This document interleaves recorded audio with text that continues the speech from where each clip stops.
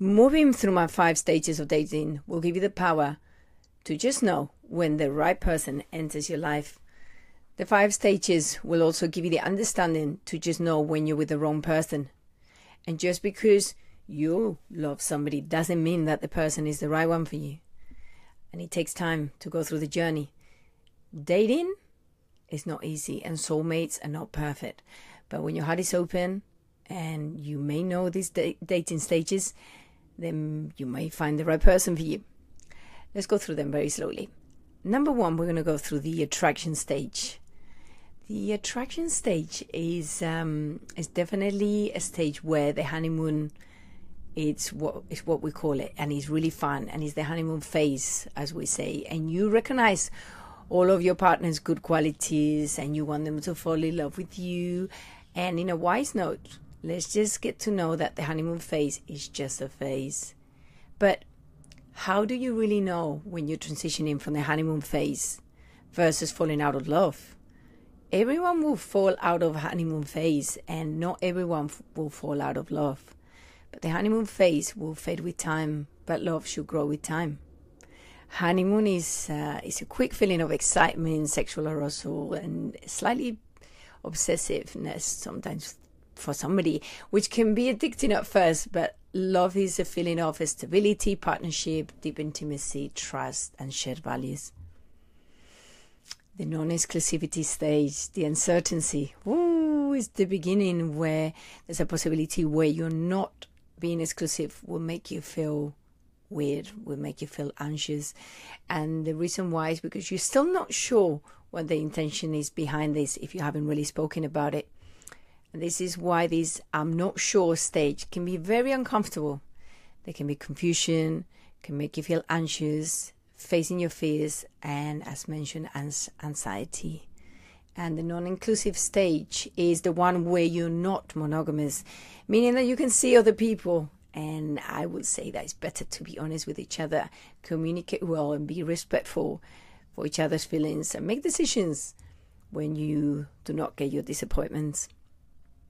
The next stage is dating exclusively, when you finally have agreed and figure out what the intention is, and it's the very essence of both parties having mutually agreed to pursue romantic interest with each other and not with somebody else. And if you're exclusively dating somebody, it means that you've both decided to focus solely in each other. And this stage is where you get more serious, your conversations get serious, and you get to see what's underneath that mask that you initially saw, or that representative that you met when you first got together. The next stage, which is one of my favorites, is the intimacy, and it's when both people have experienced chemistry on all 4 levels: physical, emotional, mental, and spiritual, and they're both ready to experience the real lasting love that can grow. And this is the time to relax a little bit, but you could still get to know each other a little bit deeper, more to a personal level.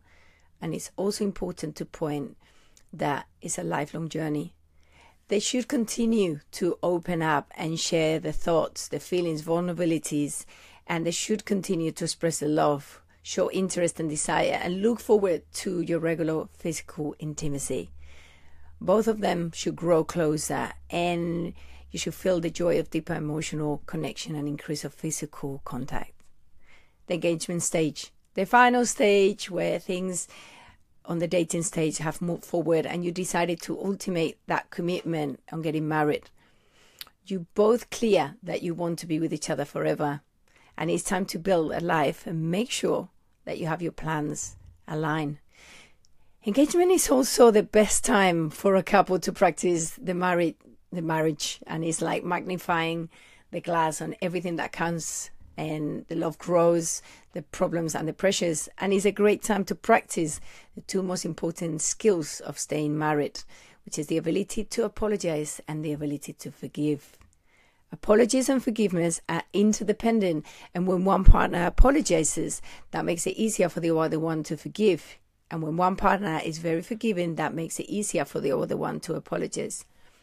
It is actually difficult for a man to apologize for his mistakes when he does not sense that he'll be forgiven. And it is equally difficult for a woman to forgive a man's mistakes when he does not apologize. When a woman deliberately chooses to focus on creating a positive and receptive attitude by forgiving, she then will discover how much a man really wants to please her and support her. And she experiences and learns that her love and not punishments will bring the best out of him. My final thought on this one: it's important to go through these stages, and both partners sometimes are too eager to skip the stages.